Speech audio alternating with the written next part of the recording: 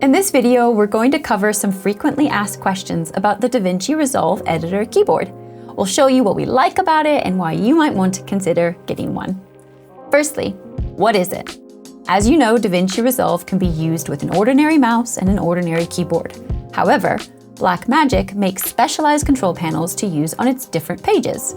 For example, there are color panels for the color page and Fairlight panels for the Fairlight page. The editor keyboard is a control panel made for the edit and cut pages. How is it designed?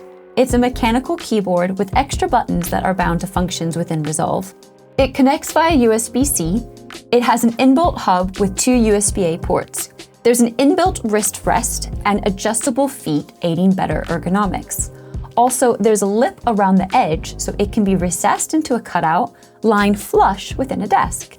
It has nice long keystrokes. Some keys operate by themselves, others are used in combination with the dial. What's it like in Resolve? This is more than a keyboard with hotkeys printed on. While printed keycaps might initially help you to learn hotkeys, after a while, they're just keyboards. This is much, much more. So here's a quick crash course.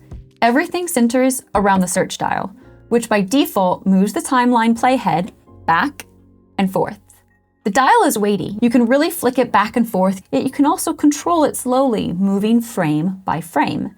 This is thanks to the 3 different modes. You have shuttle mode. Think of it like your J, K, and L keys. You can play backwards or forwards.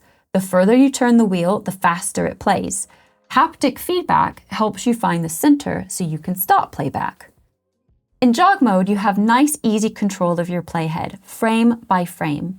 If you want to move through a long source clip or timeline faster, switch to scroll mode, which is essentially a higher geared jog mode. Instead of moving your playhead by frames, it moves in seconds. If this was all that the dial did, it would be tremendous, but it doesn't end there.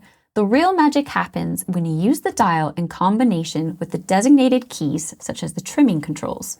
For example, to move an edit point, I can hold down on roll and then use the wheel to move where I want the edit to fall. There are designated editing controls also for trimming in and out, slipping and sliding, along with changing the duration for transitions. It's incredibly hands-on and intuitive. You can jump between editing and the timeline and creating in and out points in the source viewer easily without the use of your mouse. Focus can be moved between the timeline and source viewer by using the navigation keys source and timeline. Press source and then use the dial to move through your source clips. Use the designated key for in and out.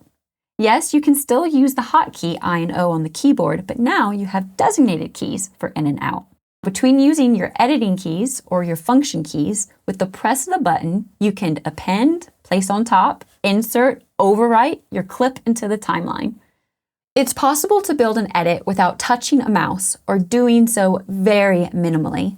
You might wonder though, how does the editor keyboard differ to the speed editor? Blackmagic makes 2 editing control surfaces, the speed editor and what we've been looking at today, the editor keyboard. If you've already used a speed editor, imagine cutting it in half and putting a keyboard in the middle. You essentially have an editor keyboard, but with a couple of key differences. The editor keyboard offers better ergonomics for permanent desk setups, as you don't need to put a speed editor in the way of your keyboard or twist as you use it off to the side. But there's more. The editor keyboard has a superior search dial. It has haptic feedback, which makes it easy to use in modes like shuttle.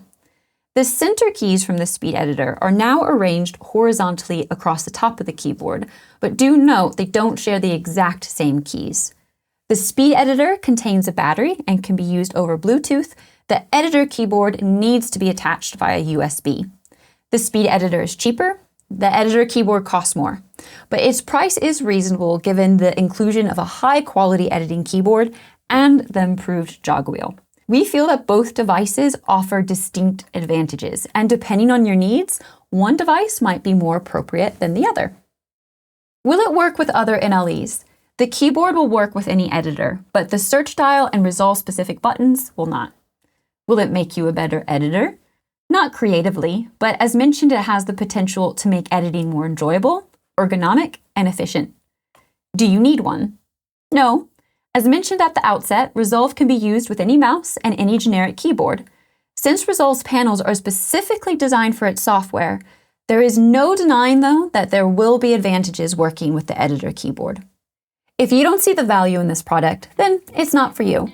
But if you're on the edge, here's some reasons why you might want one.